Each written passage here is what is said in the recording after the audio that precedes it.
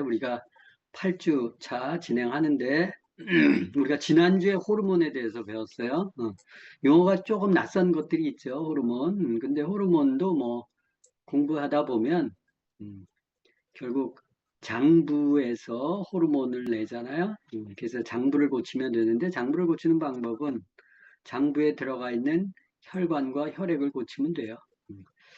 또 뼈와 척추, 또 머리에 대해서 4주, 3주, 4주, 1주 해서 혈액과 혈관부터 시작해서 지금 꽤 많이 배웠어요.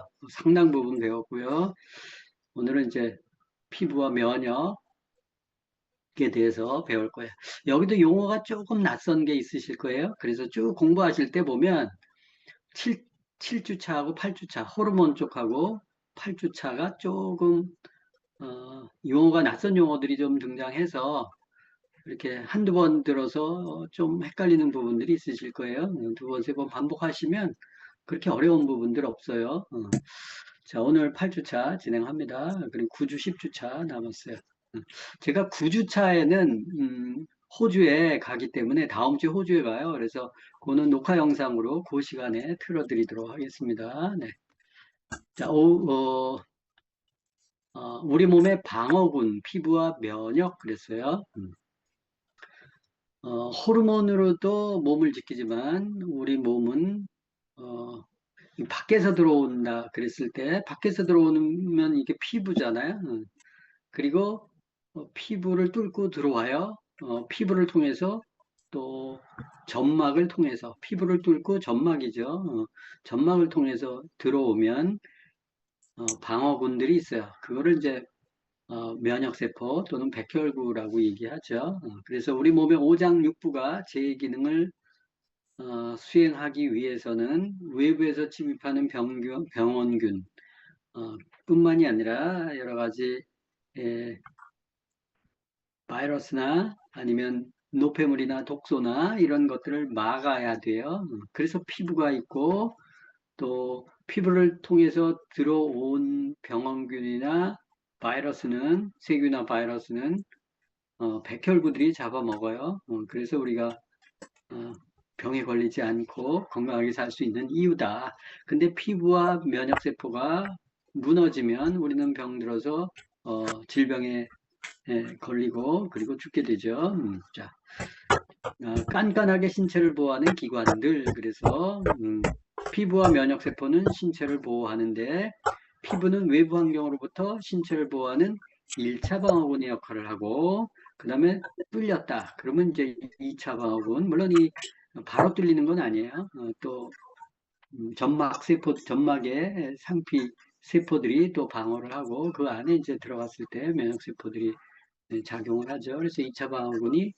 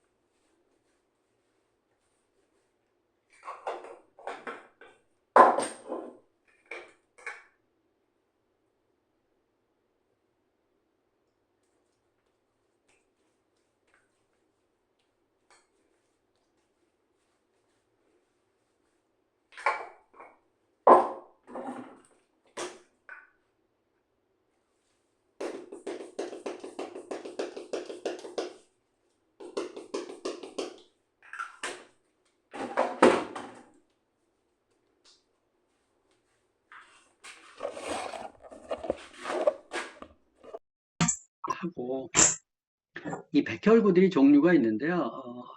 그 이론적으로 뭐 완전한 분류는 아닌데 책마다 조금씩 다르게 분류를 해놨는데요. 저는 이제 백혈구는 대식세포 그리고 한 5% 정도 있고 과립구 그리고 림프구 해서 이렇게 분석을 해서 봐요. 저는 과립구는 60% 정도 있고 림프구는 35% 정도인데 이 비율이 사람마다 다 틀린데 평균적으로 보면 이렇다라는 거예요. 어떤 사람은 과립구가 좀 높기도 하고 어떤 사람은 림프구 비율이 높기도 하고 그는 몸 상태에 따라서 달라져요. 음. 자, 그러면 피부와 면역세포가 뭔지 어떤 역할을 하는지 영상을 통해서 한번 볼게요. 이때는 나와 남을 구별하는 것이 지상 과제가 됩니다. 이것이 바로 면역이고, 그래서 면역의 본질은 아와 비아의 투쟁입니다. 여기서 잠깐 면역학 전문가이신 서울대 생명과학부 안광석 교수님의 말씀을 들어보겠습니다.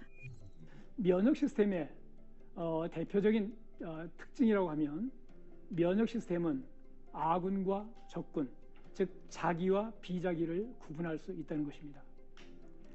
면역 세포들이 자기 항원에는 반응하지 않고 외부 물질인 비자기에만 반응을 하도록 면역 세포들이 생성 과정에서 교육을 받습니다. 물론 이 과정에서 우리 몸을 스스로 공격할 수 있는 이러한 면역 세포들은 모두 제거가 됩니다. 영국의 생물학자 피터 매더원은 바로 이러한 면역 세포의 특징을 연구해서 노벨상을 받습니다. 그는 다른 사람의 피부를 이식할 때 나타나는 거부 반응을 연구했습니다. 그리고 인간의 면역계가 아주 어렸을 때 자신과 자신이 아닌 것을 구별하는 법을 학습한다는 것을 밝혔습니다. 우리가 수혈할 때 혈액형을 문제 삼는 것도, 벌에 쏘였을 때 극도의 알레르기 반응이 나타나는 것도 모두 자기가 아닌 것에 대한 우리 몸의 강렬한 반응인 거죠. 그래서 우리 신체는 애당초 필요한 에너지원 이외의 모든 외부 물질을 강력하게 차단하는 전략을 구사합니다.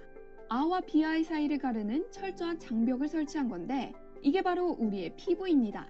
예전에 중국이 만리장성을 쌓듯이 필요한 최소한의 성분만을 남기고 온몸을 튼튼한 성곽으로 꽁꽁 둘러싼 거죠. 우리의 피부는 여러분이 생각하는 것 이상으로 엄청나게 튼튼한 천연 장벽입니다. 자연계에서 우리의 피부를 뚫고 들어올 수 있는 병원체는 많지 않습니다. 그나마 몇 개 다 있는 성분도 그 경계가 삼엄하기는 매한가지입니다. 우리 몸은 다양한 화학적 부비 트랩을 이용해서 인체 출입구를 물 샐 틈 없이 경계합니다. 각종 분비물이 그것인데 여기에는 눈물, 콧물, 침, 목구멍의 점액, 위산 등이 포함됩니다. 비지가 면역계라는 것을 아는 사람은 많지 않습니다. 우리의 귀는 특수한 액체를 분비해서 세균, 먼지, 죽은 세포 등을 포획합니다. 귀질란 이러한 포획물을 귀 밖으로 배출한 아주 작은 쓰레기 봉투인 셈입니다. 최루가스를 맡은 적이 있거나 군대에서 가스실 훈련을 받아본 사람이라면 침과 눈물과 콧물이 대책 없이 쏟아져 나오는 걸 경험해 본 적이 있으실 겁니다.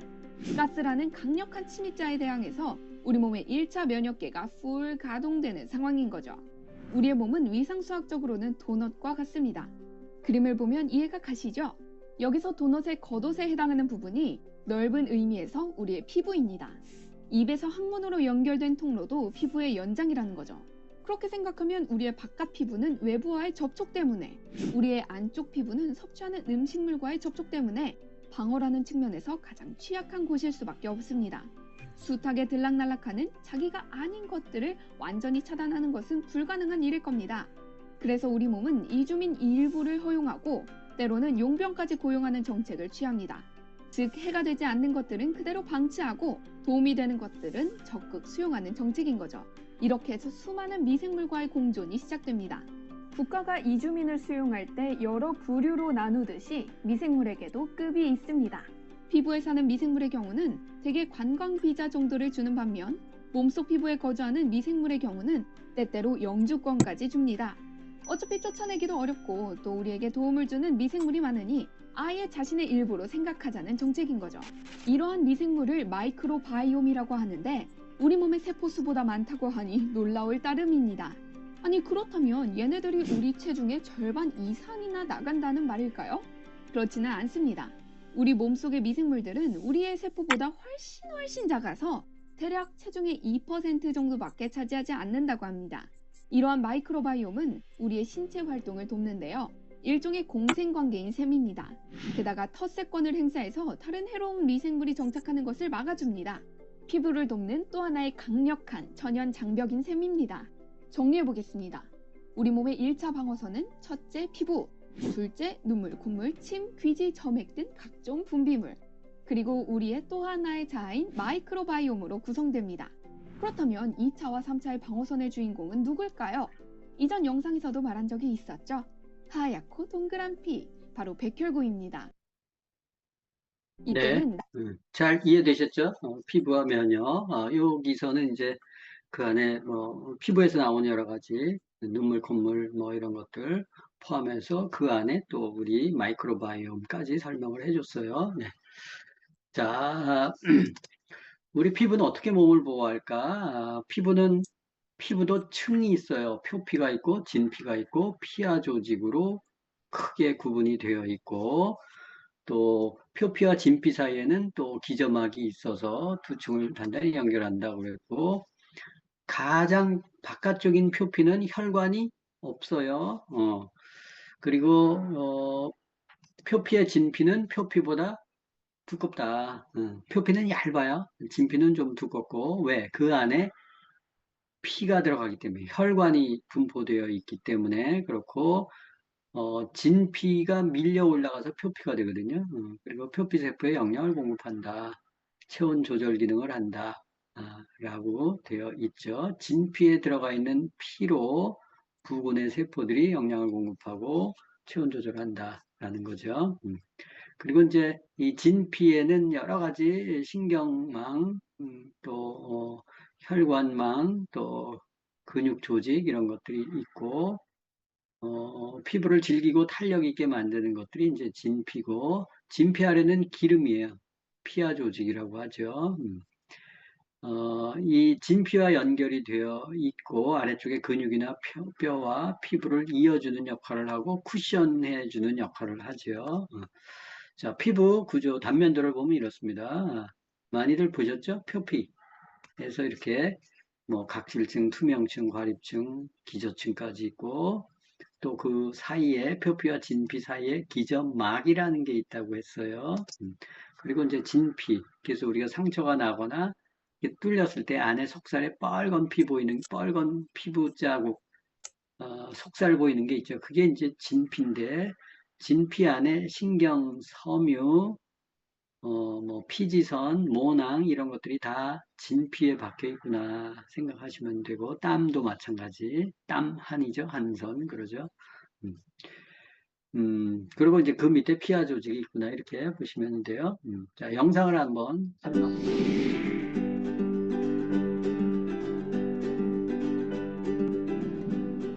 피부는 우리 몸의 가장 넓은 부분을 차지하고 있는 장기이며 우리 몸의 중요한 신체 내부의 장기들을 보호하고 있고 외부로부터 미세먼지나 세균, 바이러스 등으로부터 우리 몸을 보호하는 역할을 합니다. 그래서 아름다움 이전에 피부가 우리 몸의 보호 기능으로서의 역할을 잘하게 하기 위해서는 피부의 구조와 역할 등에 대해 잘 알아야 하겠죠? 피부는 크게 표피, 진피, 피하지방층으로 나누어집니다. 그리고 피부 표면을 펼쳤을 때의 면적은 성인의 경우 평균 1.6에서 1.8 평방미터이며 전체 무게는 약 4kg으로 체중의 7에서 8%를 차지하는 기관입니다. 표피와 진피의 두께는 평균적으로 1.3mm 정도이며 눈꺼풀의 피부가 가장 얇습니다. 표피는 피부에서 가장 얇은 부위로 평균 0.1에서 0.2mm 정도의 두께를 가지고 있습니다. 표피는 내부의 수분 증발을 막아주고 외부의 유해 환경으로부터 우리 몸을 보호해주는 중요한 역할을 합니다. 표피의 가장 바깥쪽에 위치하고 있는 각질층은 0.02에서 0.03mm의 핵이 없는 죽은 세포로 비닐과 같은 얇은 단백질층이 20에서 25층 정도로 구성되어 있으며 과립층부터 각질화 과정이 시작되어 점점 응집력이 떨어져 비닐과 같은 얇은 조각 상태로 피부로부터 떨어져 나가게 됩니다. 각질층의 구성은 케라틴, 천연 보습인자라고 하는 NMF, 기타 지질 등으로 구성되어 있고 수분 함유량에 따라 각질의 두께 상태가 다르며 이상적인 수분 함유량은 12에서 20% 정도입니다. 그리고 투명층은 각질층 바로 밑에 존재하고 두세 개 층의 상피세포로 구성되어 있으며 빛을 굴절시켜 차단하는 특성이 있습니다. 대부분 손바닥과 발바닥에 존재하며 수분을 흡수하지 않고 수분 침투를 방지하는 역할을 합니다. 과립층은 방추형 세포로 구성되어 있으며 각질층이나 투명층과 같이 핵이 없는 무핵세포로 이루어져 있습니다. 과립층에서는 내부의 수분 증발을 막아주고 외부에 이물질이 들어오는 것을 막아주는 중요한 방어막 역할을 합니다. 유국층은 표피층의 대부분을 이루고 있는 가장 두꺼운 층으로 6에서 10층으로 되어 있고 비저층과 같이 세포 재생이 가능한 유핵세포로 되어 있습니다. 세포들이 마치 가시 모양처럼 서로 연결되어 있어서 가시층이라고도 불리고 세포 사이사이에 세포 간교를 통한 림프액이 흐르고 있으며 면역 기능에 중요한 역할을 하는 랑게르한스 세포가 존재합니다. 표피 중 가장 아래에 위치한 비저층은 단일 세포층으로 되어 있으며 원주형 모양의 유핵세포로 존재합니다. 비저층은 각질 형성 세포와 멜라닌 생성 세포가 약 10대 1의 비율로 구성되어 있습니다. 멜라닌 형성 세포는 표피의 약 5%를 차지하고 있으며 자외선과 호르몬의 불균형, 스트레스, 내장장애 등으로 피부가 자극을 받게 되면 멜라닌의 양이 증가하게 되어 세포돌기를 통해 각질 형성 세포로 이동하게 되어 각질층에 붙어 있다가 떨어져 나가게 됩니다. 멜라닌 색소의 가장 큰 역할은 자외선으로부터 피부의 손상을 막아주고 멜라닌 형성 세포의 수에 따라 피부색이 결정되게 됩니다. 랑게르한스 세포는 표피의 유국층 상부 또는 과립층에 존재하고 표피 세포의 약 5% 정도를 차지하고 있고 피부의 전반적인 면역학적 반응과 알레르기 반응, 바이러스 감염 방지 등의 중요한 역할을 합니다. 진피는 피부의 90%를 차지하며 개인적인 차이는 있으나 0.5에서 3mm의 두께를 가지고 있습니다. 진피의 유두층 바로 밑에 위치한 망상층은 섬유 단백질인 콜라겐과 엘라스틴 결합 조직으로 구성되어 마치 옷감을 짜놓은 것 같이 일정한 방향의 망상 구조로 되어 있습니다. 유두층과는 달리 모세혈관이 거의 존재하지 않으며 한선이라고 하는 땀샘과 혈관, 피지선, 신경 등이 분포되어 있습니다. 한선은 땀을 만들어 피부 표면에 분비하는 기능을 합니다. 땀의 산도는 pH 3.8에서 5.6의 약산성으로 세균 번식을 억제하고 자외선 흡수 기능으로 피부를 자외선으로부터 보호하는 기능을 합니다. 피지선은 모낭의 부속물로 모낭을 중심으로 3개에서 5개의 주머니가 모낭과 연결되어 있고 모공을 통해 피부 표면으로 피지를 분비합니다. 피지의 분비량은 하루 1~2g이며 한선에서 분비되는 땀과 함께 유화되어 피부의 표면에 피지막을 형성하여 피부 수분의 증발을 막아주고 피부를 촉촉하고 부드럽게 하는 역할을 합니다. 한편 피지는 여드름의 원인이기도 하고 각질층의 수분 함량을 조절하는 데 중요한 역할을 하고 세균과 박테리아 등에 대한 항균 작용도 합니다. 다음 모발은 포유류의 특징으로 두발, 채모 등을 제외하고 전신의 솜털 형태로 남아있어 유해한 외부 환경으로부터 피부를 보호하는 역할을 합니다. 모발은 피부 표면에 나와 있는 모관과 내부에 있는 모근으로 나누며 모근의 아래쪽의 둥근 부분을 모구라고 합니다. 모구 중심부에 모발의 영양을 관장하는 모유두가 있고 모유두에는 모세혈관과 신경이 붙어 있고 혈액으로부터 영양이나 산소를 취하여 모발의 발생과 성장을 돕습니다. 모발은 한 달에 1에서 1.5cm 정도 자라며 1년에 약 12에서 15cm 자랍니다. 그리고 마지막으로 피하지방층은 진피와 뼈, 근육 사이에 존재하고 피부의 가장 아래에 위치하고 있습니다. 복부와 둔부의 경우 최하 약 3cm 이상의 지방을 함유하고 있습니다. 피하지방층은 체온 조절 기능, 수분 조절 기능, 인체에서 소모하고 남은 영양소의 저장 기능, 외부로부터 충격 완화 작용 및 자극에 대한 피부의 탄력성 유지 등의 중요한 역할을 합니다. 오늘은 피부의 구조에 대해 알아보았습니다. 자, 피부 전체적으로 좀 알아보셨죠? 그래서 표피는 얇고 진피는 좀 두툼하고 피하 조직은 더 두껍고 그러네요. 그죠? 그리고 그 진피 안에 모세혈관이 들어가는데, 진피까지.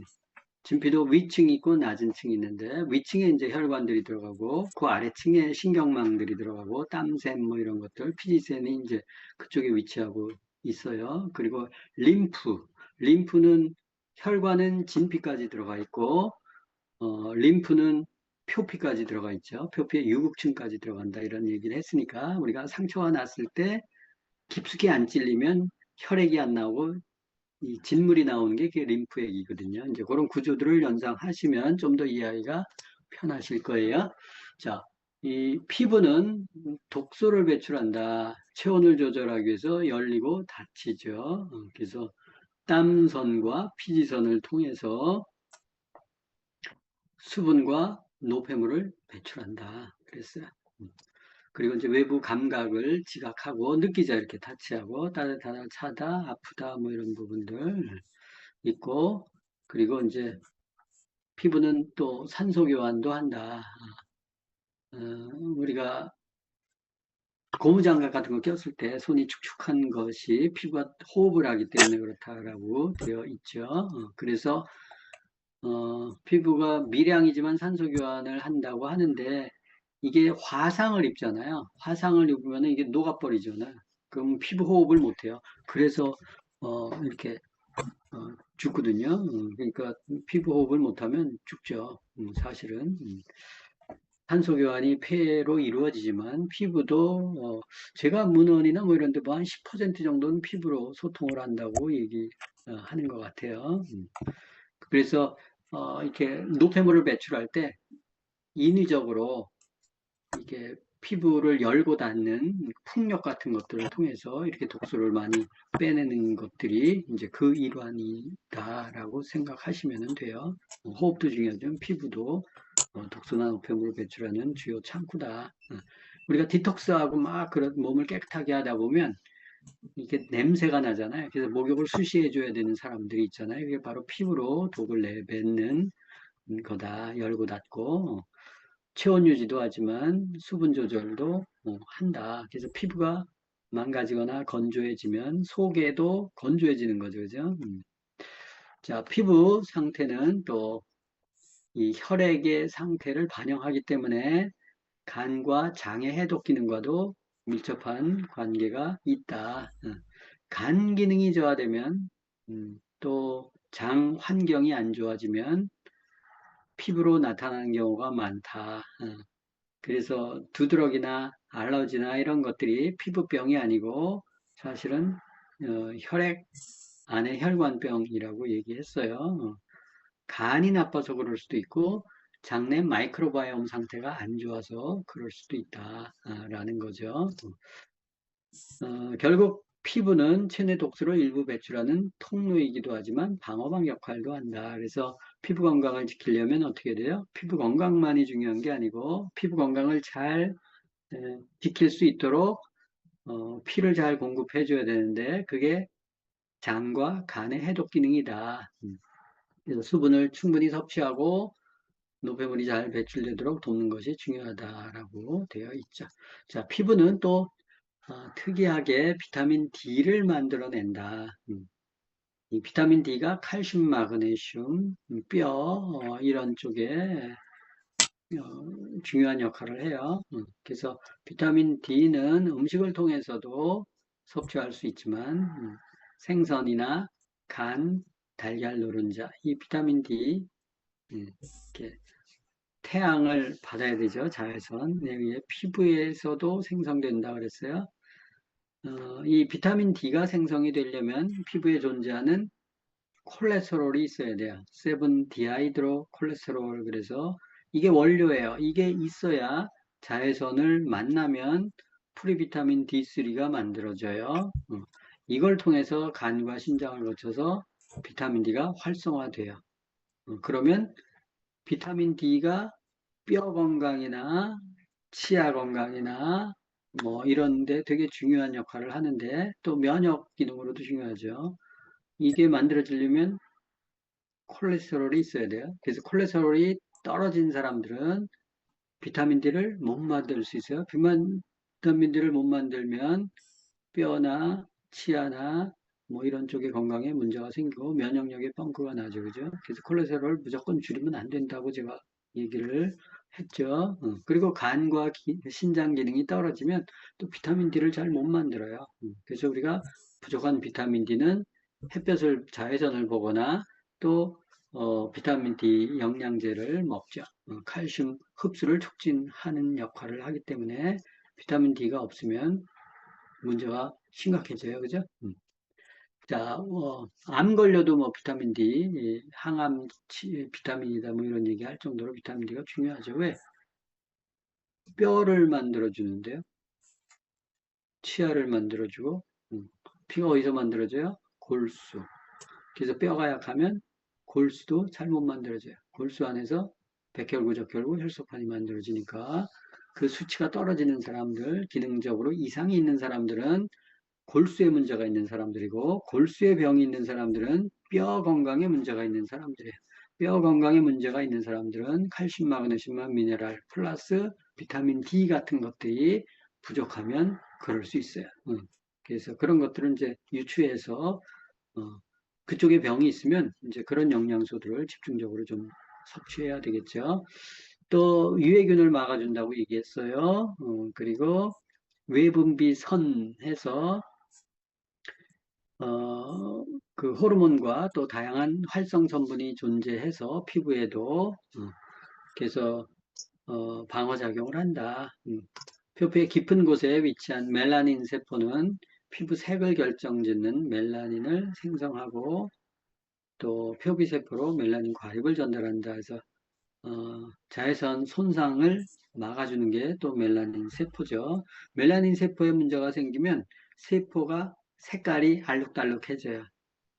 그래서 이제 그런 것들로 인해서 기미, 여드름, 주근깨 뭐 이런 것들 생기는 게 이제 멜라닌 때문에 그럴 수 있고 흑인, 백인 뭐 이런 것들 결정 짓는 것도 멜라닌 세포의 양 안에 색깔을 진하게 하고 옅게 하고에 따라서 흑인, 백인, 황인이 나눠진다고도 얘기하죠. 자, 피부가 건강하지 않을 때 생기는 일들, 우리 많이 경험하는 게 아토피잖아요. 그죠? 그래서 아토피는 비염, 천식. 이게 알러지 삼총사죠. 아토피 있으면 비염이 있고, 비염이 있으면 천식이 생기고. 보통 영아기 때는 태열로 나타나고, 커지면서 이제 장 점막이 조금 튼튼해지면서 없어지는 경우가 많은데, 성인이 돼도 또 있는 사람들이 많이 있어요. 큰 특징은 아토피의 가려움증, 뭐 긁고 엄청나죠. 심한 애들 진물이 흘러내리고 저녁에 더 심한 경향이 있고 그리고 이제 습진으로 변해서 증상이 악화될 수도 있다. 이러면 사람들이 어딜 가요? 피부과.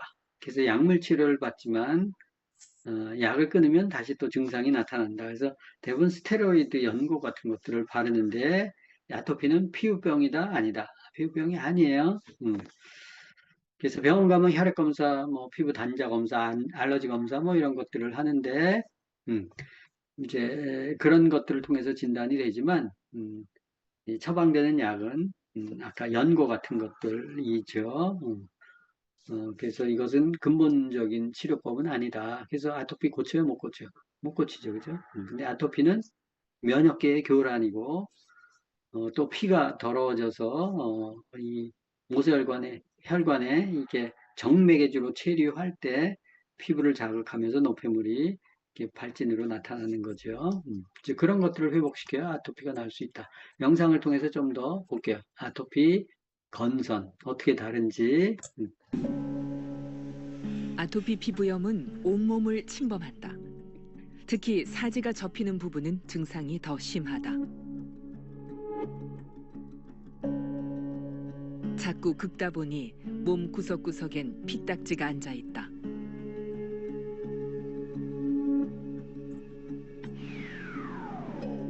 흔히 아토피라 불리는 아토피 피부염.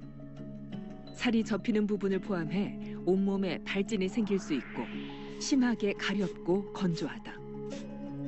아토피 피부염의 원인은 TH2 면역세포의 과활성화. 세층으로 이루어진 우리의 피부는 외부의 이물질이 몸속으로 들어오는 것을 막는다. 피부가 외부의 이물질을 방어하는 과정에서 주된 활동을 하는 것은 여러 가지의 면역세포. 피부에 이물질이 인지되면 수지상 세포는 이를 면역세포인 T세포로 이끌고 가 싸움을 시작한다. 하지만 이 과정에서 면역세포인 TH2세포는 피부를 붉고 거칠거칠하게 만들고 가려움증을 유발하는 물질을 방출한다. 이 때문에 피부 장벽이 약화돼 피부가 외부 물질에 대해 필요 이상으로 예민하게 반응하게 되는데 이것을 아토피 피부염이라고 한다.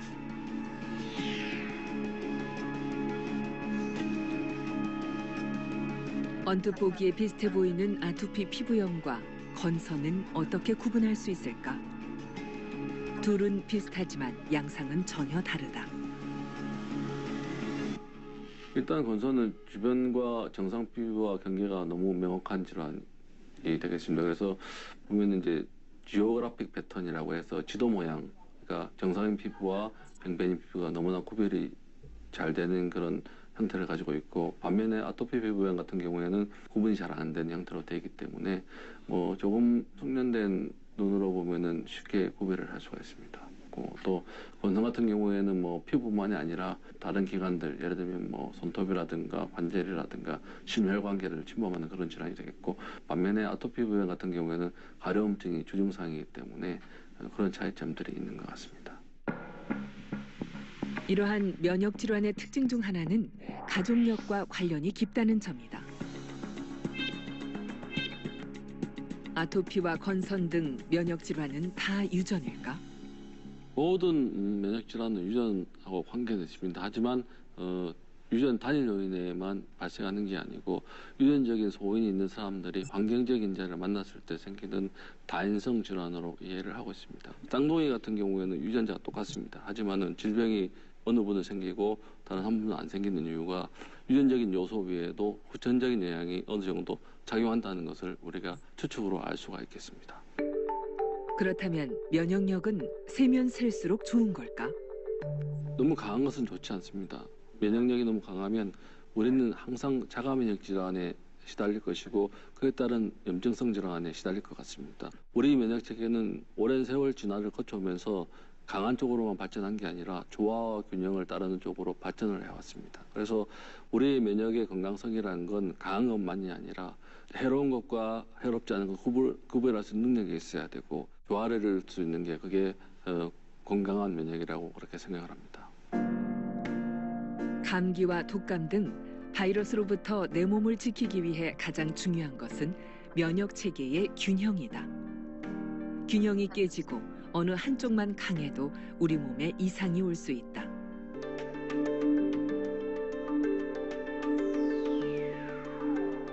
우리 몸이 스트레스를 받으면 몸에서 스트레스 호르몬 분비가 증가된다.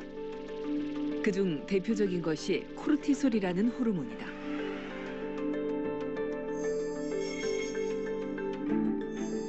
부신피질 호르몬이라고도 부르는 이 코르티솔 호르몬의 큰 역할 중 하나가 스트레스로 인해 우리 몸이 과민해졌을 때 이를 누르기 위해 우리 몸의 면역을 억제시키는 것이다. 스트레스를 받는 시간이 늘수록 코르티솔 호르몬 분비는 늘어나고 면역 억제 상태는 그만큼 길어지게 된다.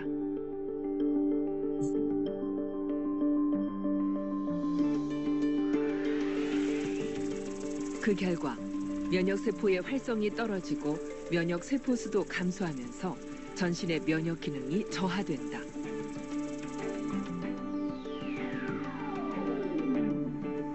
만성 스트레스는 결국 우리 몸을 각종 질병에 취약한 상태가 되도록 만든다.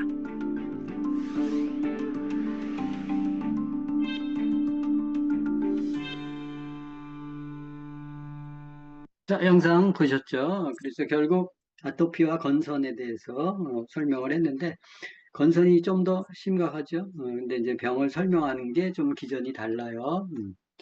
자, 두드러기도 있어요. 두드러기도 또 나죠. 특정 원인 물질에 대한 알러지 반응뿐만이 아니라 피부 장벽이 약해져서 심리적인 요인이나 물리적인 자극에 의해서도 복합적으로 작용한다. 보통 이제 두드러기 날 때 많은 부분들은 음식 잘못 먹었을 때 이제 그런 현상들이 나타나죠. 그게 피부병이 아니에요, 두드러기. 그죠? 저건 간에서 해독을 못해서 이제 그런 것들이 혈액을 타고 돌면서 문제가 생기는 거기 때문에 두드러기가 나면 먹는 음식이나 물론 뭐 심리적인 요인도 있다고 얘기하는데 아까 스트레스 뭐 이런 것처럼 그래도 그 요인에 의해서 혈액을 깨끗하게 하는 그런 능력들이 떨어지는 거예요. 그러면서 이제 발병을 하는 거기 때문에 장간 해독을 염두에 두면 두드러기는 고칠 수 있어요. 저 약 먹는다고 되는 게 아니에요. 알러지, 예, 우리 몸은 유해 물질에 노출이 되면 기억해 두는 시스템이 있는데 꽃가루, 음식, 약물, 심지어 햇빛 같은 경우도 건강한 상태에서는 저게 과민하지 않는데 어떤 이유로 과민 반응을 일으키는데 이를 알러지라고 한다 이렇게 되어 있어요. 그래서 어, 이 그 비만 세포도 이제 백혈구의 일종인데 이때 분비되는 히스타민은 가려움, 부종을 일으키고 심할 경우 기도 수축이나 혈압 저하를 유발할 수 있다 이렇게 되어 있죠. 이 히스타민이 이제 문제가 생기면 혈액 안에 혈관 안에 뭔가 이렇게 문제가 생기면 히스타민을 통해서 이렇게 혈관을 확장시켜서 백혈구를 유입시키는 그런 호르몬의 일종이죠. 그런 화학물질의 일종이죠. 자, 건선 아까 영상을 통해서 좀 배우셨죠. 그래서 건선은 피부에 붉은 반점이 생기고 하얗게 각질이 일어난다. 피부가 두꺼워진다. 판처럼 갈라지고 만성 염증성 질환이다. 이렇게 해서 좀 더 아토피보다는 좀 더 심하게 이렇게 나타나죠. 그리고 이제 이 각질이 과도하게 예, 이 건선은 이 세포가 재생이 되잖아요. 근데 그게 너무 빠르게 돼서 각질이 많이 쌓이게 되면서 염증이 동반되는 증상이 건선이다. 그래서 건선도 피부 질환이 아니고 면역계 이상이다. 이렇게 생각하시면 돼요. 기타 이제 여러 가지 피부 질환들이 있다. 그 중에 이제 한포진, 그래서 이것은 이제 손발 표피에 작은 수포가 형성되는 피부 질환이다. 다한증, 땀이 많이 나는 거, 아토피, 스트레스 이런 거와 연관성이 있다. 이 용어 정도는 여러분들이 알고 계시는 게 좋고, 또 지루성 두피, 지루성 피부염, 그래서 피지선이 많이 분비돼서 이렇게 피부가 이제 건조해지고 스트레스를 받고 이런 것들 때문에 그런 피지선 활동 증가에 의해서 이렇게 두피가 지루성이듯이 피부도 그럴 수 있다라는 거예요. 적당하게 나와야 되는데 모낭염, 모공에 세균이 감염되거나 하는 상태를 모낭염이라고 하죠. 그리고 불긋불긋 하겠죠. 그리고 여드름, 피지가 모공 밖으로 배출되지 못할 때 염증을 일으키는 질환이다. 여드름. 그 안면 홍조, 그리고 벌겋게 되는 거, 얼굴, 목, 가슴, 붉어지는 현상이다. 면역 불균형으로 모세혈관이 확장돼서 빨갛게 나타난다. 그죠? 자, 그래서 그런 질환들이 있는데 피부 건강은 이렇게 개선하자 해서 피부 질환은 크게 세균 바이러스성 질환이 있고 그다음에 이제 이 위장장애, 간 질환, 신장 그래서 어떤 장부의 질환, 또 혈액의 질환, 종양 이런 거와 연계가 되어 있다. 그래서 피부는 피부 문제뿐이 아니라는 거예요. 그 다음에 이제 호르몬 쪽에 내분비 장애에 의해서도 생기는 경우가 있다. 이렇게 이해하시면 될 것 같고, 그거에 따라서 이유가 뭔지에 따라서 이제 달라지는데, 이거는 보기에 따라서 어떤 측면에서 보느냐에 따라서 해법이 좀 달라질 수 있겠죠. 그래서, 또 유전성과 알레르기성 피부 질환도 있다 해서 피부 질환도 이렇게 깊이 들어가 보면 좀 복잡하죠. 그죠? 그래서 이제 근본적으로 들어가 보면 피부 질환도 호르몬 장애도 결국 호르몬을 분비하는 내분비 선의 문제잖아요. 그 장비의 문제예요. 그죠? 그 오장육부의 문제고, 그 다음에 세균이나 바이러스에 면역 대응하는 것도 결국 백혈구의 힘이고, 백혈구는 혈액 속에 있고, 또 혈액의 문제, 림프의 문제이기 때문에 결국은 혈액 내 독소로 귀결이 돼요. 그게 이제 피부로 나타날 뿐이지. 그래서 피부 질환을 개선하려면 피를 깨끗하게 해야 돼요. 그리고 장간, 또 혈액, 피부 서로 연결이 되어 있다. 우리 몸은 오장육부 따로, 혈액 따로, 피부 따로가 아니잖아요. 그죠? 서로 다 연결이 되어 있다. 이렇게 이해하시면 돼요. 피부 질환의 세 가지 원인, 그래서 전체적으로 피부가 어떤 원인에 의해서 손상이 되는지 또 이런 각도에서 볼 수도 있어요. 영상 보십시오. 몸 안에서 자꾸 염증이 반복되고 알러지 반응이 나타나는 그런 근원적인 문제를 해결해 줄 때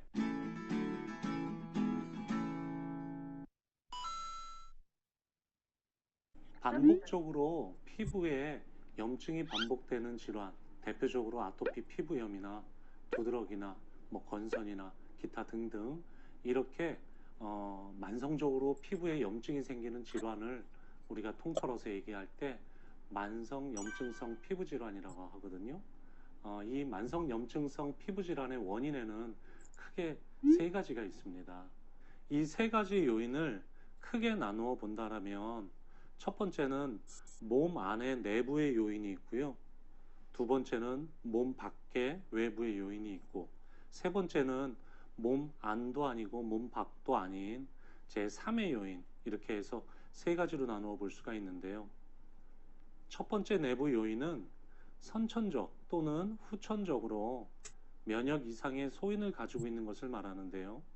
이렇게 면역 이상 소인을 가지고 있는 상태에서 어떤 음식이나 환경 등 면역 과민 반응을 일으키는 유발 물질을 접했을 때 피부에 염증을 일으키는 경우를 말합니다. 두 번째는 외부 요인을 말하는데요. 피부 장벽의 이상을 말하는 것입니다. 피부 장벽의 기능이 저하가 되어 있거나 피부 장벽이 건강하지 않은 상태에서 습도나 온도의 차이처럼 어떤 건조함, 추위, 땀, 강한 햇볕 등의 자극이 가해졌을 때 피부에 염증이 일어나는 것을 말합니다. 이렇게 피부 장벽의 기능이 저하되어 있는 경우에는 세균이나 바이러스에도 감염되기 쉬워서 이로 인해서 또 염증이 쉽게 유발할 수 있습니다. 세 번째는 내부 요인도 아니고 외부 요인도 아닌 제3의 요인으로 대표적으로 스트레스를 말하는데요. 모든 병이 마찬가지겠지만 스트레스가 염증에 미치는 영향은 아주 분명합니다. 특히 스트레스로 인해서 아토피나 두드러기가 심해지기도 하고, 또 아토피가 심한 사람은 반대로 스트레스에 민감하다 보니까 증상은 더 악화되는 악순환이 반복되기도 하죠. 그런 요인들로 통해서 우리 몸 안에서 염증 반응이 일어나게 되면 이제 염증이 생기게 되고요. 또 그 염증으로 인해서 우리 몸의 각 기능들을 담당하고 있는 정상적인 세포를 산화시키게 되거든요. 그러다 보면 당연히 그 정상적인 세포의 기능들에 문제가 생기겠죠. 이런 것들 중에서 면역 기능이나 이러한 것들을 담당하고 있는 세포가 산화되어 기능에 문제가 생기게 되면 우리 몸 안에서는 더욱더 다시 이런 알레르기 반응이라든지 염증성 반응이라든지 이런 것들이 더 강하게 나타나겠죠. 그렇게 되니까 또 그로 인해서 염증이 또 늘어나게 되고, 결국엔 이런 악순환이 반복되는 것이 우리가 보통 우리 몸에서 만성적으로 염증이 생기는 과정이라고 얘기할 수 있어요. 이렇듯이 우리가 눈에 보이는 만성 염증성 피부 질환이 단지 피부에만 국한돼서 생기는 염증성 질환이 아니라 우리 몸 안에서 일어나고 있는 어떤 그런 만성적인 염증이나 이런 염증의 반응으로 인해서 나타나는 총체적인 질환이다 보니까 이게 단순히 눈에 보이는 염증이 사라졌다고 해서 치료되지 않고 이후에는 지속적으로 반복을 하게 되는데요. 이렇다 보니까 치료할 때는 보통 물론 우리 눈에 보이는 피부에 있는 급성 염증을 현대의학적인 방법을 통해서 신속하게 잡아주고 그로 인해서 나타나는 다른 부작용들을 차단시켜주는 게 굉장히 중요하면서요. 그에 더해서 그와 함께 우리 몸 안에서 꾸준히 일어나고 있는 알레르기 반응이라든지 우리 몸 안에서 꾸준히 일어나고 있는 이 염증 반응, 그거 자체를 문제를 해결을 해주는 것이 결국에는 나중에 이런 약물 치료 없이 일상생활에서의 어떤 관리만을 통해서도 좋은 증상을 유지해 나갈 수 있을 것입니다. 결국 만성 염증성 피부 질환은 눈에 보이는 피부의 염증이나 이런 것들을 현대의학적인 치료를 통해서 신속하게 잡아주고 그로 인한 부작용을 차단시켜주는 방법과 함께 한방적인 치료, 한의학적인 치료 방법을 통해서 몸 안에서 자꾸 염증이 반복되고 알러지 반응이 나타나는 그런 근원적인 문제를 해결해 줄 때 근본적으로 만성 염증성 피부 질환이 치료될 수 있다는 것입니다. 몸 안에 그래서 만성 염증성 치료, 피부 질환 같은 경우들은 만성적으로 가기 때문에 어렵고 피부로 나타나니까 많이 힘들잖아요. 고통스럽잖아요. 그래서 그거를 치료하는 과정에서 피부에 드러나는 부분들을 좀 순화시키고 결국 근본 원인은 안에서 고쳐야 되는데 이제 그런 과정들이 좀 어려운 부분들이 있죠. 그죠? 그래서 약을 최소한으로 쓰면서 어, 안을 고쳐가는 게 좀 필요한데, 좀 의지가 필요하죠. 그래서 그걸 못 참으니까 자꾸 약 바르면서 임시로 자꾸, 가라앉히고 또 속으로는 악화되고 이런 것들을 반복하는 것 같아요. 그래서 정확히 이해를 해야 자기 병을 좀 치료할 수 있다. 이렇게 생각하시면 될 것 같아요.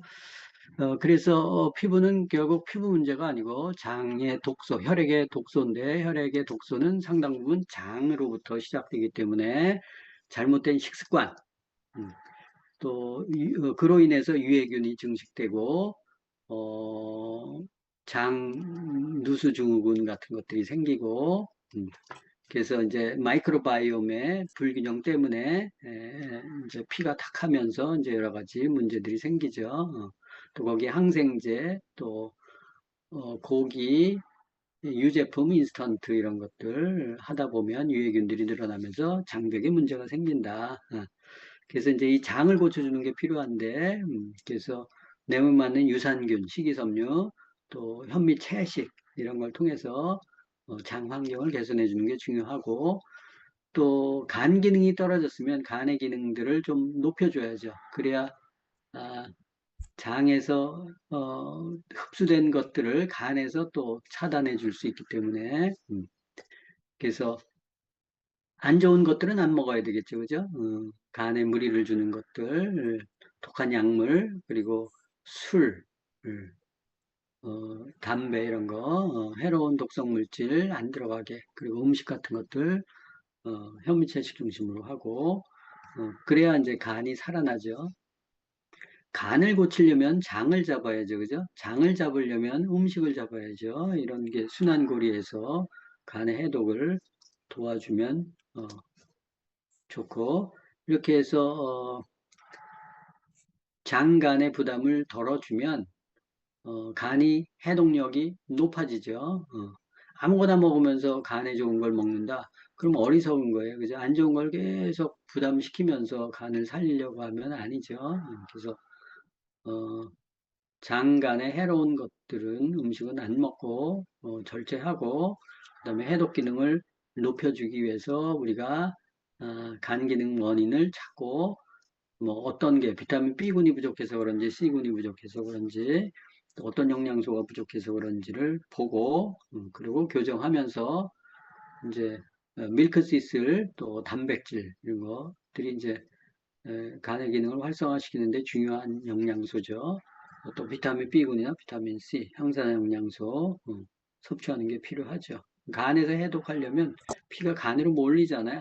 그 피를 해독하는데 저런 영양소들이 필요하니까 저런 것들을 좀 충분히 섭취해주면 좋겠죠. 그 다음에 이제 혈액도 깨끗하게 해줘야죠. 그래서 간에서 해독되지 못한 독소는 혈액을 타고 전신으로 퍼지기 때문에 혈액은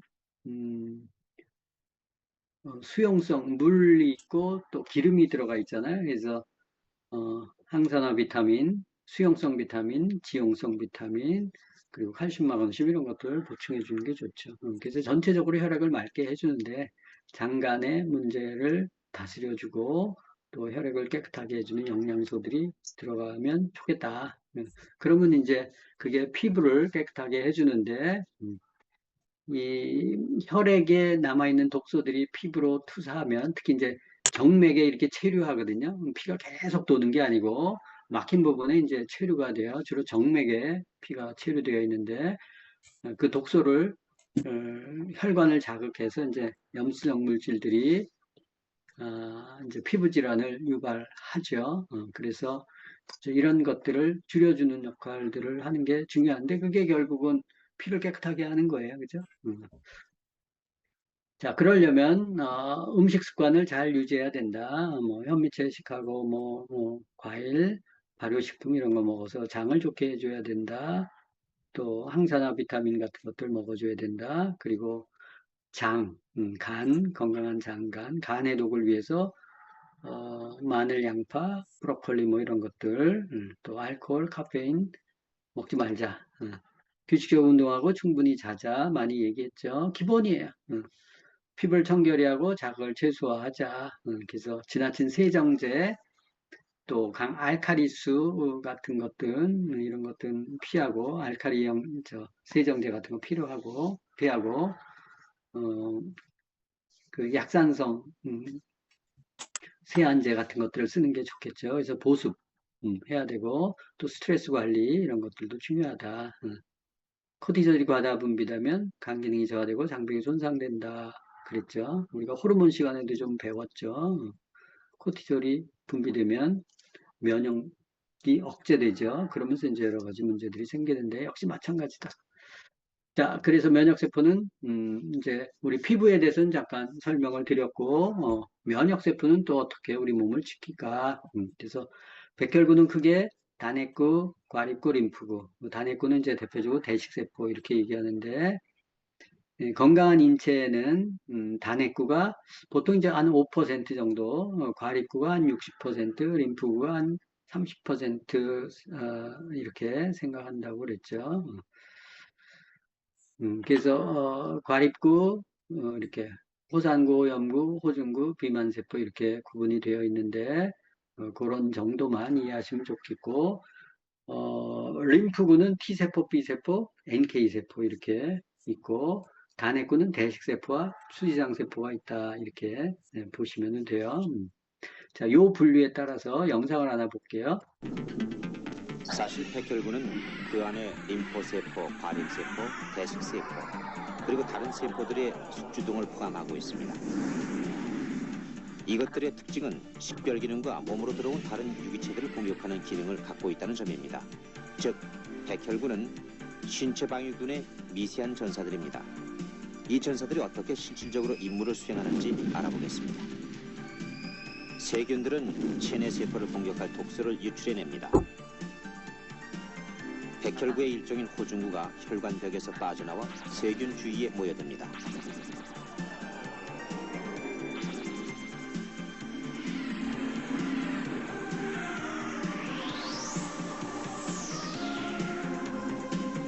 호중구는 세균들을 잡아먹는 백혈구입니다. 호중은 과립구라 그랬죠.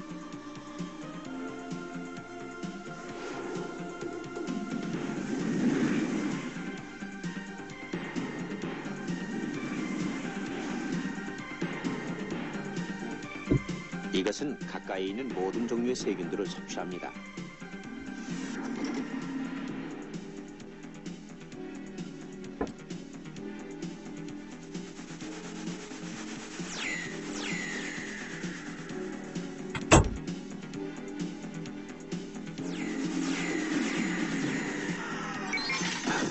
그러나 이 백혈구는 너무 포식을 하게 되면 터져버리고 맙니다.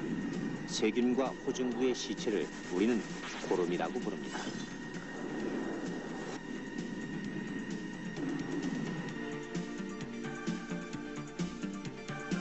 호중구가 섭취를 하는 동안 대식세포들도 출동을 합니다. 이것들도 일종의 백혈구들인 것입니다. 대식세포는 호중구보다 훨씬 지독한 대식가입니다. 아메바처럼 칼 같은 조직을 내밀면서 세포들을 잡아먹으며 이리저리 돌아다닙니다.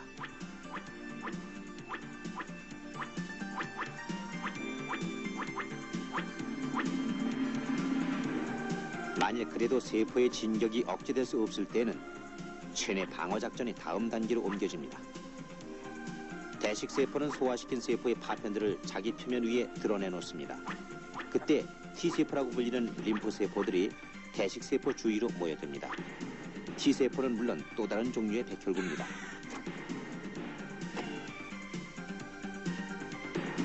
사실 체내 방어 체제에 있어서 중심 역할을 수행하는 것은 이 T세포입니다.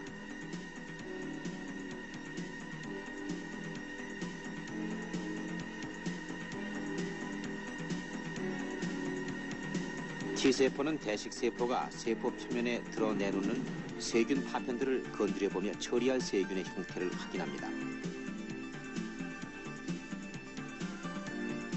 T세포는 세균 파편들의 신원을 파악할 수 있는 특수한 무기들을 장착하고 있습니다.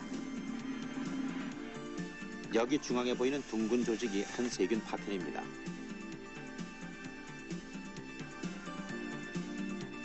적의 신원이 파악되면 T세포는 총 반경 명령을 내보냅니다.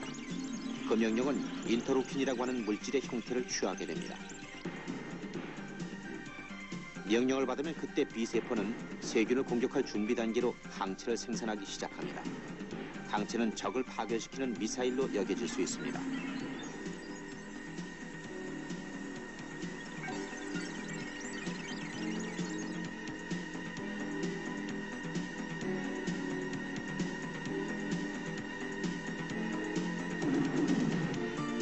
여기서 Y형 항체들이 세균들을 파괴시키고 있습니다.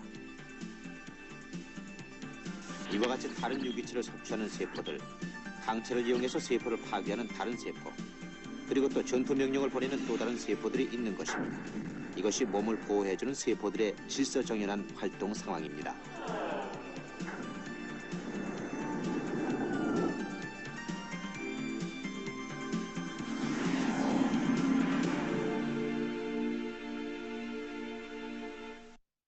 자, 백혈구의 종류에 대해서 일단 영상에서 몇 가지 나왔어요. 그래서 일단 대식세포 나왔죠.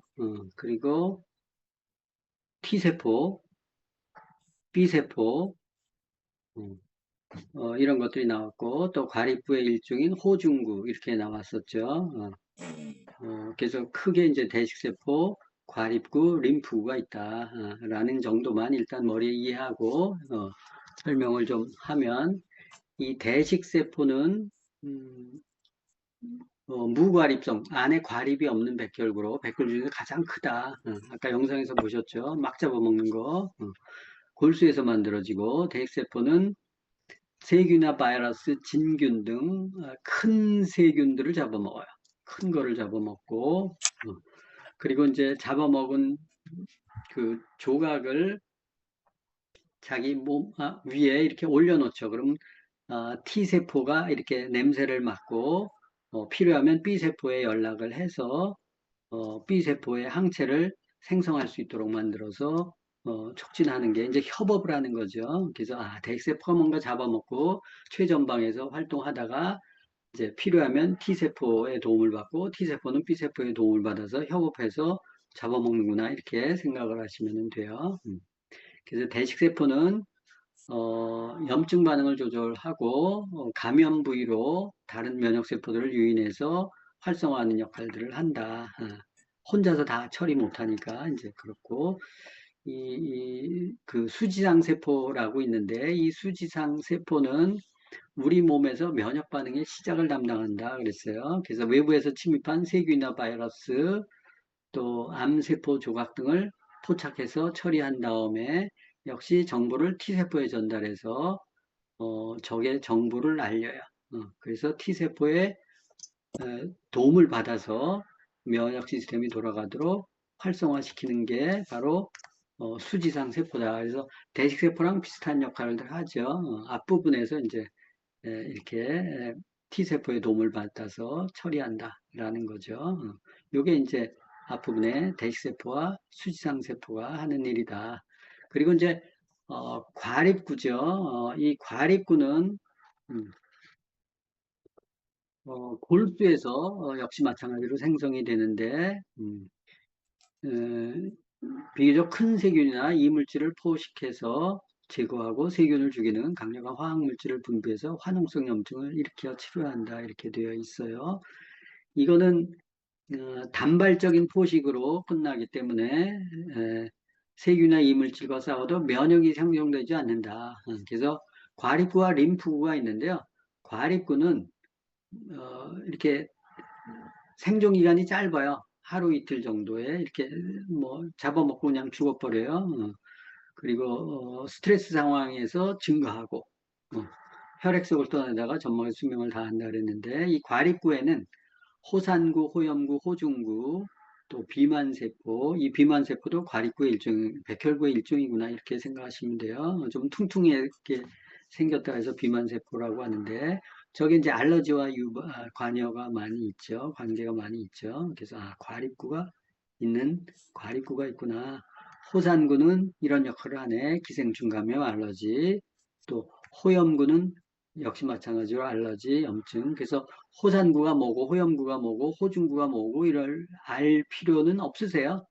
다 세균, 진균, 기생충, 또 알러지 뭐 이런 것과 관여가 있구나. 그리고 과립구는 주로 큰 이물질들, 큰 세균들을 처리하는구나 이렇게 이해하시면 돼요. 자, 큰 거를 잡아먹는구나. 그리고 이제 비만 세포는 히스타민이나 헤파린 이런 것들을 함유한 과립구로 이게 과하게 작동을 하면 알러지를 유발한다고 얘기했죠. 그래서 이 비만 세포는 써 있죠. 히스타민을 저장해 있기 때문에 세포가 부풀어 보인다고 붙여진 이름이라서 이거는 지방과는 관계없다. 그래서 비만 세포는 대식세포, 아까 제일 앞에 전투병이라고 얘기했죠. 그래서 선천 면역에 기여한다 이렇게 되어 있어요. 기생충 공격하고 다른 면역세포들이 감염 부위로 몰려들도록 유도하는 역할을 하는 게 비만세포다. 그래서 너무 많이 유도하게 하면 그게 알러지를 유발한다 이런 뜻이에요. 자, 림프구가 나왔죠. 대식세포 배웠죠. 과립구 배웠죠. 그 다음에 림프구인데 림프구는 대식세포가 잡아먹기 어려운 아주 미세하고 까다로운 바이러스나 특정 항원을 특이적으로 인식해서 제거하는 역할을 한다. 그래서 좀 어려운 애들을 처리하는 게 이제 림프구다. 림프구가 체내에 들어오면 보통 림프구는 림프절 안에 있어요. 그러다가 이제 항원이 들어왔다고 소식을 받으면 분열해서 쫓아가서 전투를 수행하는 게 림프구다 이렇게 이해하시면 돼요. 이 대식세포가 앞부분에 있다 그랬죠. 그래서 이렇게 자기가 시체를 잡아먹고 시체를 위에 이렇게 올려놓으면 림프구의 일종인 T세포가 가서 냄새를 맡고 그리고 이제 그거를 이렇게 여기는 어떤 걸로 처리해야지 해서 그거를 이제 B세포한테 전달하면 B세포가 무기를 만들어서 화살로 쏠 건지 총으로 쏠 건지 미사일로 쏠 건지 결정을 해서 항체를 만들어서 이제 공격하는 형태가 취해지는 거죠. 그래서 림프구는 전투가 끝나면 다시 휴면 상태로 들어가요. 림프절 안에서. 그리고 동일한 항원이 들어오면 침입하면 또 재차 방어하는 역할을 해서 이게 이제 면역이죠. 진정한 면역이죠. 그래서 크게 T세포, B세포, NK세포가 나오네요. 그죠? T세포 배웠고 B세포 배웠죠? NK세포는 아직 안 나왔어요. 뒤에 설명을 드리도록 할게요. 자, 그래서 림프 종류 다시 T세포, B세포, NK세포에 대한 영상입니다.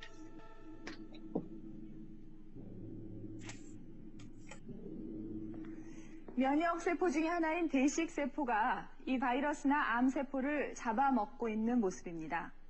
이렇게 우리 몸 안에서 면역세포가 잘 싸워주면 건강을 유지할 수 있는 것이고 그렇지 못할 경우에는 각종 질병에 시달리게 되는 것이죠. 요즘 세계의학대에서는 이 면역세포의 힘을 키워줌으로써 치명적인 암까지도 극복할 수 있는 이 새로운 치료법을 연구하고 있습니다. 제4의 암치료법이라고 불리는 면역세포요법, 그 현 주소를 알아봅니다.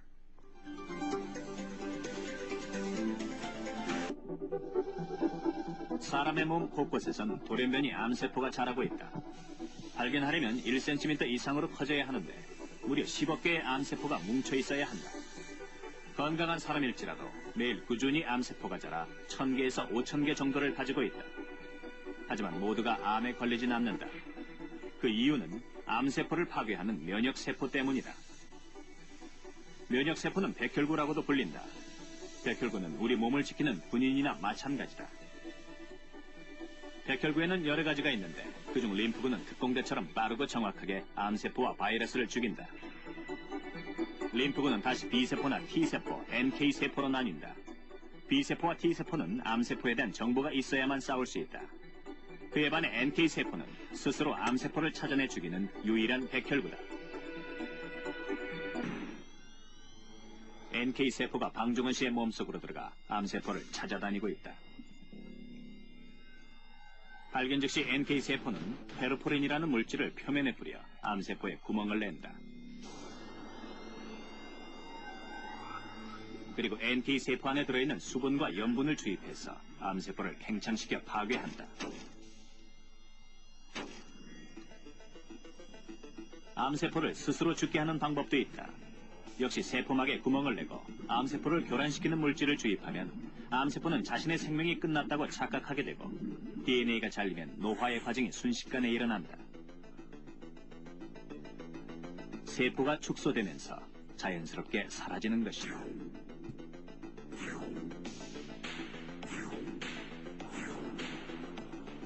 건강한 사람의 몸 안엔 약 1억 개의 NK세포를 포함해 총 수십억 개의 면역세포가 있다. 그 수가 줄수록 암에 걸릴 위험은 높아진다. 골수 이식을 받거나 장기 이식을 받거나 항암 치료를 받은 환자들에게 있어서 골수의 면역세포가 감소하기 때문에 그 면역 기능이 감소할 수 있다고 보고가 되고 있습니다. 그리고 특히 암 환자인 경우에 있어서는 골수의 면역세포가 숫자가 충분하다 하더라도 그 기능이 감소하기 때문에 암을 극복하지 못하는 그런 결과를 초래하는 것으로 알려져 있습니다. 암 환자와 정상인의 면역세포는 어떻게 다를까? 각각 혈액 30cc를 뽑아 면역세포의 숫자와 활동성을 비교해보았다. 차이는 확연하게 드러났다. 암 환자의 면역세포는 그 수가 정상인의 절반도 안 됐고 활동성 역시 많이 저하되어 있었다. 림프구의 70%를 차지하는 T세포지만 스스로 암세포를 찾아내 파괴하지는 못한다. 따라서 수상돌기세포가 정보원의 역할을 담당한다. 수상돌기세포가 암세포에 관한 정보를 전달해주면 T세포는 암세포의 특성에 맞는 강력한 맞춤형 무기를 만든다. 그리고 순식간에 암세포에 달려들어 공격하기 시작한다. NK세포는 암세포를 무작위적으로 공격하는 것으로 알려져 있고요. 수상돌기세포와 T림프구는 암세포에서 발현되는 신호를 인지한 다음에 그 신호를 기억하였다가 나중에 암세포를 공격하는 것으로 알려져 있습니다. 이렇게 서로 이제 협업을 하죠. 그래서 T세포는 아까 림프구의 일종이라고 얘기했어요. 림프구는 T세포, B세포, NK세포가 있다고 얘기했어요. T세포 정리를 하면 T세포는 T림프구라고 한다. 이게 티무스, THYMUS에서 이건 그 흉선에서 만들어지는 세포다 이렇게 얘기하는데 림프 중에서 70%를 차지한다. 근데 얘가 직접 이렇게 암세포나 이런 것들을 찾아낼 수는 없다라고 얘기했죠. 생존기간은 보통 이제 수지상 돌기세포하고 또 대식세포의 도움을 받아서 T세포가 대식세포가 먹어치운 파편을 분석해서 T세포가 냄새를 맡고 뭐 무기를 만들어서 B세포의 도움을 받아서 이렇게 협공한다고 되어 있잖아요. 물론 T세포도 종류들이 여기 몇 가지가 있어요. 그래서 생존기간 이건 면역과 관계된 거고 10년에서 20년 정도 비교적 길게 산다. 이 T세포는 역할에 따라서 헬퍼 T세포, 세포 독성 T세포, 또 억제 T세포 이런 것들이 있어요. 보면 그 헬퍼 T세포는 뭐 다른 면역세포들을 조절 지원하는 사이토카인을 분비해서 면역 반응을 조절한다 뭐 이렇게 되어 있고 세포 독성 T세포는 바이러스에 감염된 세포나 암세포 표면에 특정 단백질을 인식해서 직접 파괴하는 세포도 있고 또 억제 T세포는 과도한 면역 반응을 억제해서 자가면역 질환 등 부작용을 예방하는 세포도 있어요. 그래서 T세포도 하는 역할들이 조금 다르게 나타나는구나 이렇게 보시면 돼요. 그래서 T세포는 림프구의 일종이고 림프구에서 가장 큰 역할을 하는데 얘가 방향을 잘못 틀면 후발적으로 대응하는 면역에 문제가 생기는구나 이 정도 이해하시면 되고 이 B세포는 T세포와 협업을 하죠. B세포는 주로 항체를 생성해서 면역 반응을 수행하는 백혈구의 일종이다. 역시 골수에서 생성이 되는데 성숙한 B세포는 이 B세포는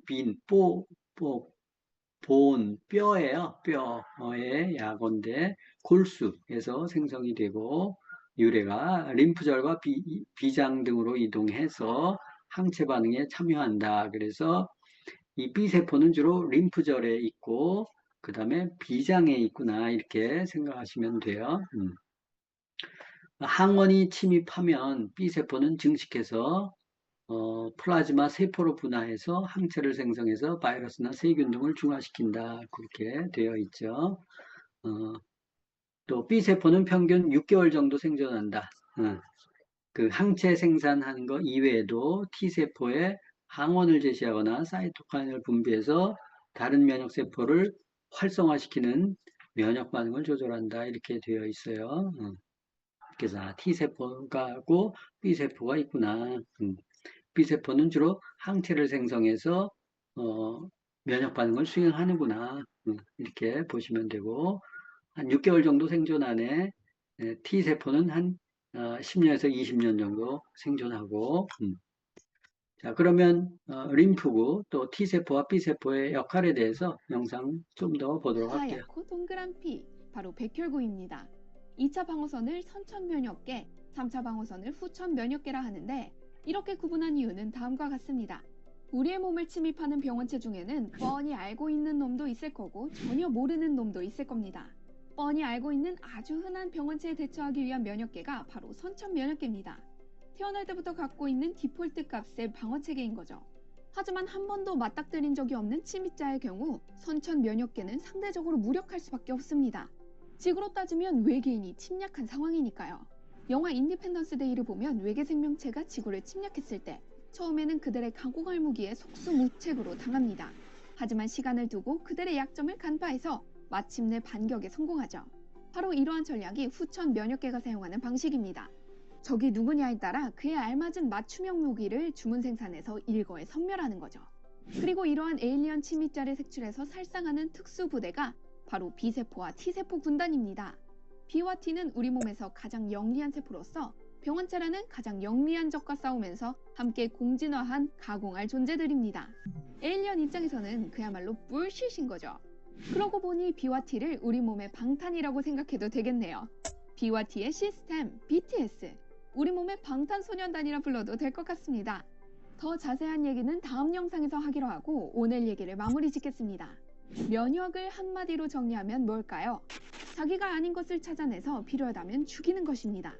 그래서 면역은 나의 정체성이고 내가 환경과 맺는 모든 관계입니다. 그래서 면역계는 바이러스와 박테리아, 약물과 독소, 이물질, 암, 심지어 마음 상태에도 반응합니다. 아니, 마음 상태도 영향을 미친다고요? 네, 그렇습니다. 지나치게 스트레스를 받거나 우울증에 걸린 사람은 면역력이 떨어져서 병원체에 감염될 확률도 높아진다고 합니다. 행복하게 사는 것, 그것이 면역의 출발입니다. 모두 행복하세요. 하얗고 네. 자, 그래서 T세포, B세포에 대해서 배웠고 NK세포는 선천 면역의 핵심 요소다. 그래서 자연 살해 세포라고 해요. 내추럴 킬러 셀. 이것은 주로 이제 암세포들을 까다롭죠, 그죠? 암세포를 찾아내서 파괴하는 역할들을 한다. 세포 독성 과립을 방출해서 증식을 억제하고 제거한다고 되어 있고, NK세포는 주로 혈액, 림프, 전신 조직에 널리 분포하는데 아쉽게도 3주 정도 생존한다. 이렇게 되어 있어요. 뭐 여러 가지 NK세포의 활성도는 스트레스, 노화, 질병 이런 거에 영향을 받고, 뭐 면역세포들이 그렇죠, 그죠? 그래서 N세포 기능이 저하되면 면역약화로 이어질 수 있다. 이렇게 해서 NK세포가 림프구의 일종이구나라는 정도 일단 이해하시면 좋을 것 같아요. 그리고 이제 앞에서 본 바와 같이 백혈구는 우리 몸을 질병으로부터 보호하죠. 근데 이제 이 백혈구가 자율신경계와도 연결이 되어 있기 때문에 그 스트레스 상황이 오면, 교감신경이 항진되면 과립구가 증가한대요.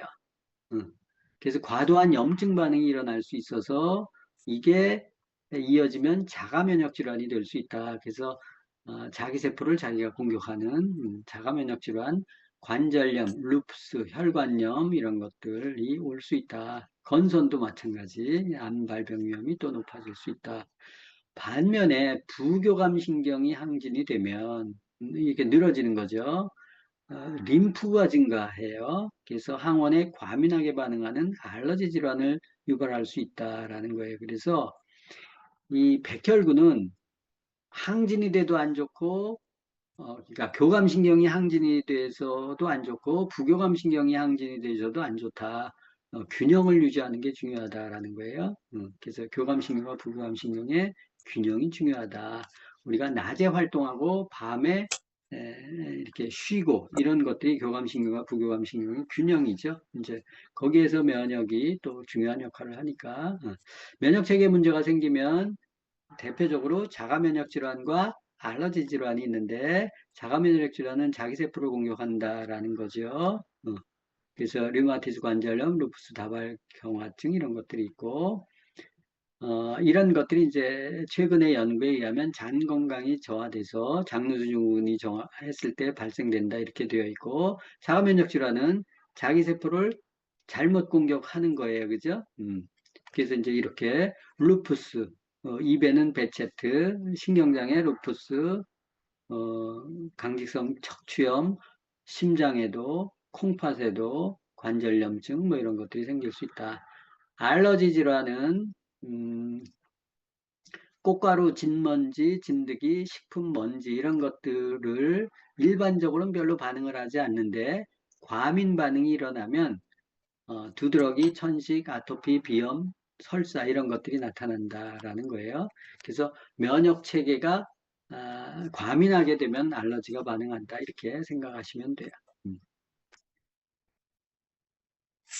자, 그래서 알러지 질환은 면역 체계가 외부 물질에 굳이 대응하지 않아도 되는데 과민 반응을 한다라는 거예요. 근데 이게 면역계가 잘못돼서 그런 건지, 뭐 하여튼 그거에 혼선이 있기 때문에 그런 거죠. 그래서 원래 무해한 꽃가루 음식, 약물 등에서는 별로 면역이 작용하지 않았었는데, 어떤 순간에 이것이 위험한 물질로 오인이 돼서 히스타민 같은 것들을 과도하게 분비돼서 염증을 유발한다 그랬어요. 그래서 평상시에는 괜찮다가 얘가 이제 몸에 어떤 위협을 받거나 그러면 조그만 공격에도 과도하게 대응하는, 이게 이제 알러지라는 거예요. 그래서 아토피, 비염, 천식 이런 것들이 바로 알러지 질환이다. 그래서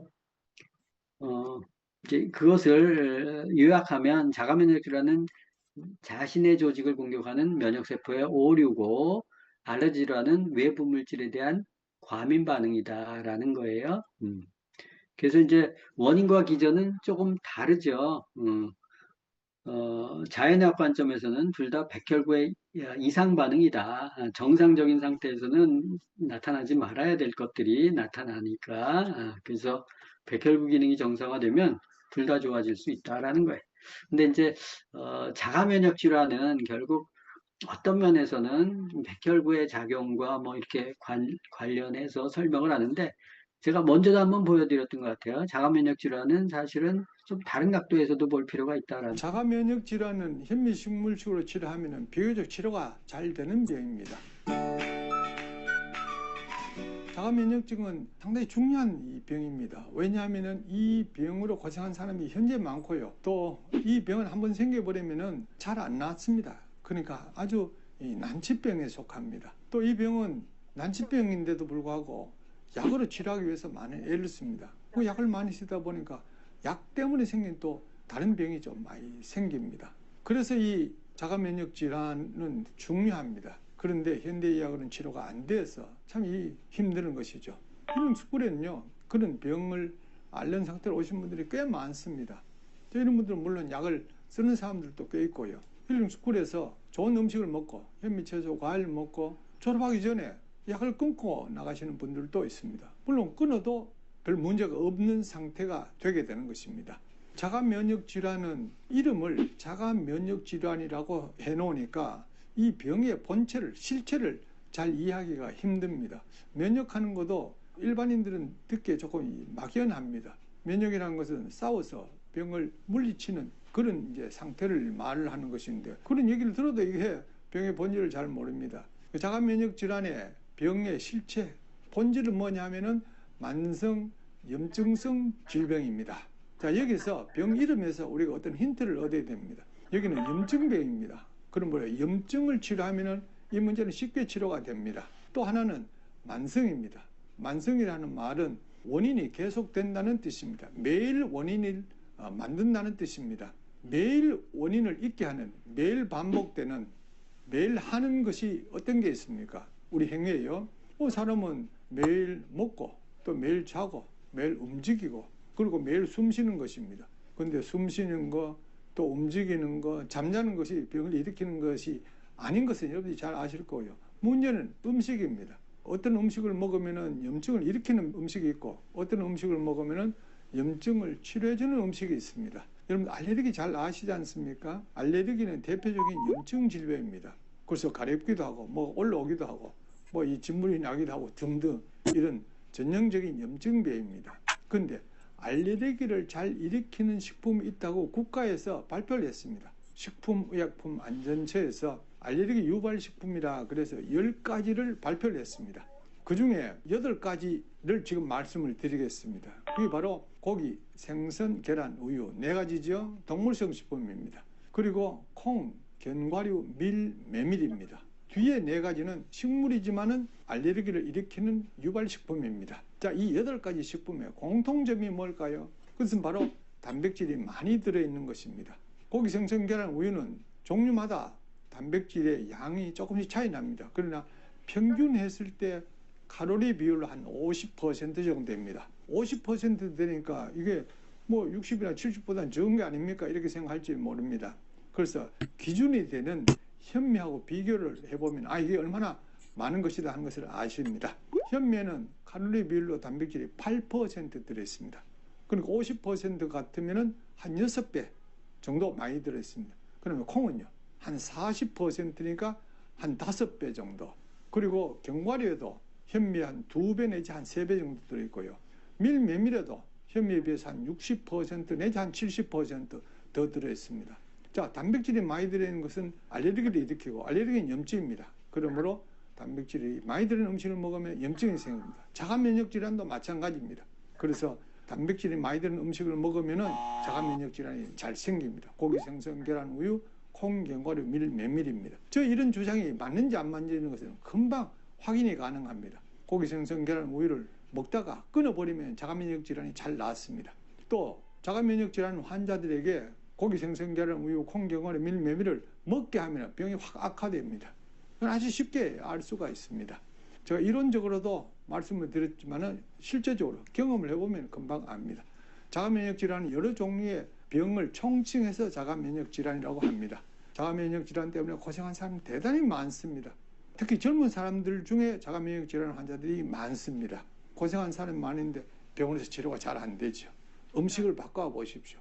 그럼 놀라울 정도로 빨리 그 문제가 해결이 됩니다. 고기 생선, 계란, 우유, 콩, 견과류, 밀, 메밀은 자가 면역 질환을 일으키는 식품이니까요. 근데 그런 음식들이 좀 맛이 있지 않습니까? 사람들이 좀 더 먹고 싶어 합니다. 그러나 이걸 나를 고생하게 만드는 그런 음식이라 하는 것을 제대로 인식하게 되면 차차차차 멀어지겠죠. 자가 면역 질환으로 고생하시는 분들 제 얘기를 꼭 귀담아 들으시고 실천을 한번 해보십시오. 결코 후회하지 않을 것입니다. 자, 영상 잘 보셨죠? 자가면역 질환. 그래서 결국 음식의 병이다. 결국 피의 병이죠, 그죠? 그래서 장이 건강하지 않으면 면역체계에도 문제가 생기고 자가면역 질환은 장 건강이 무너지면 발생하기 쉬운 대표적인 질환이다. 그래서 면역의 70% 이상이 장에서 담당하는데 또 이거를 보완하는 게 비장이에요. 그래서 또 비장도 또 중요하죠. 이런 상황이 오래되면 장이 안 좋아지면 비장이 또 비상 상황이 되고 비장이 혹사돼서 염증이 생길 수 있고 이로 인해서 항체 형성이 제대로 이루어지지 않을 수 있다. 그렇게 되어 있죠. 그래서 B형 간염 보균자 뭐 이런 사람들도 결국 이 비장이 안 좋아서 그런 경우들이 항체가 잘 형성되지 않는 경우들이 많이 있죠. 여기 나와 있네요. 그죠? 비장이 약한 아이들이 백신 맞아도 항체가 형성되지 않는다라는 것. 그래서 자가면역 질환을 개선하면 장을 회복시키고 비장과 간의 기능을 강화해야 되는데 결국 장이다. 장을 살리는 게 곧 면역을 살리는 거다. 선천면역 아까 배웠죠? 그래서 가장 먼저 작동하는 면역 반응, 대식세포, NK세포, 과립구 같은 것들이 출동을 한다. 화학적인 장벽도 있고 면역세포가 동원이 돼서 막고 그런 과정에서 히스타민 같은 것들이 분비돼서 혈관을 확장시켜서 백혈구를 빠르게 이동시켜서 잡아먹게 한다. 그런 과정에서 열이 나고 통증이 나고 부종이 있을 수 있다. 이게 염증 반응이에요. 이건 자연스럽다. 또 이 선천 면역이 뚫리면 후천 면역이 작용을 하는데 이 T세포, B세포가 이제 나서서 출동을 해서 잡아먹는다.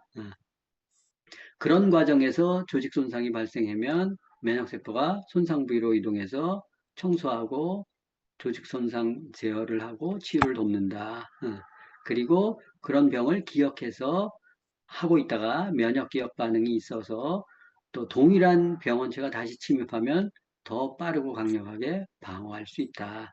그래서 우리가 재감염이 되더라도 같은 병원체에 효율적으로 대응할 수 있는 게 이런 선천 면역과 후천 면역 그리고 그 면역을 기억하는 기능 때문에 가능하다. 그래서 면역력을 강화하는 방법, 현미 채식을 하자. 그리고 비타민, 미네랄, 항산화 물질을 잘 찾아 먹자. 그리고 또 장을 건강하기 위해서 유산균과 또 식이섬유가 중요하다. 그리고 발효식품 잘 챙겨 먹자. 좋은 유산균.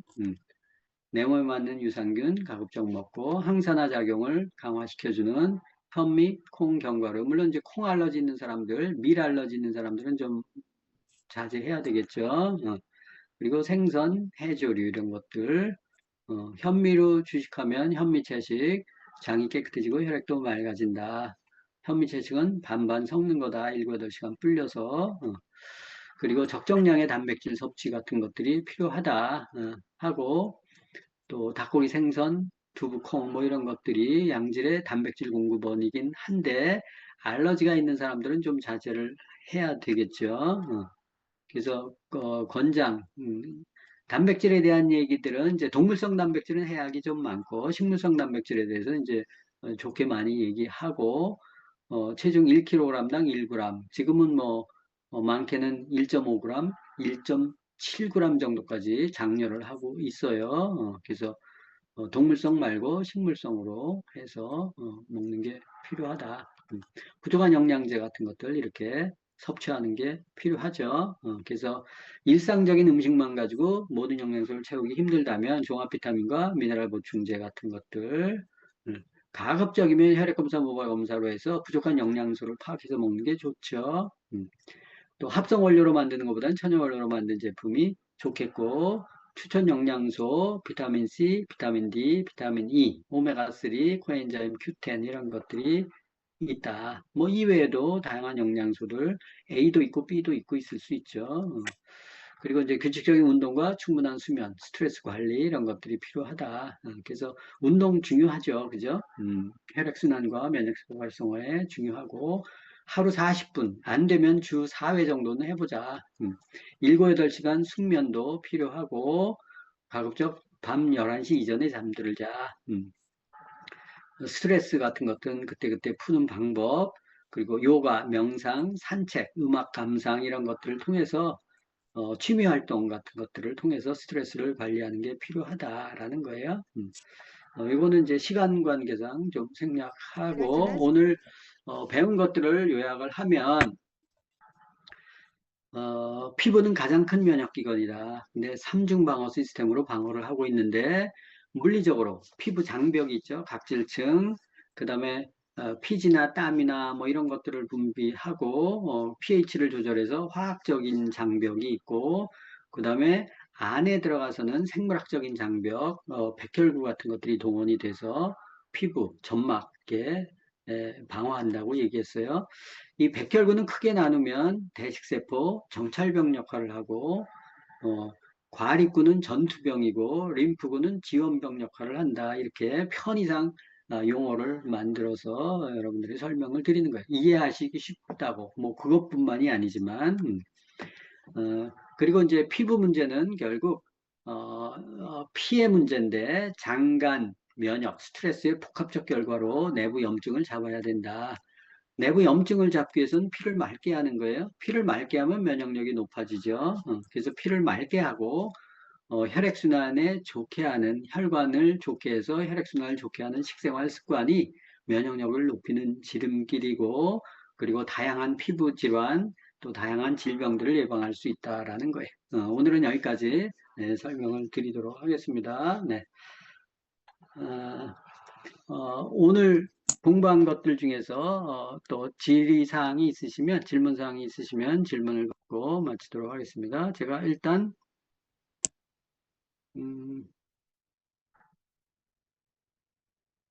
음소거를 해제를 스스로 하실 수 있도록 하겠습니다. 네. 질문 있으신 분들은 질문을 하시고 또 채팅창에 글을 올려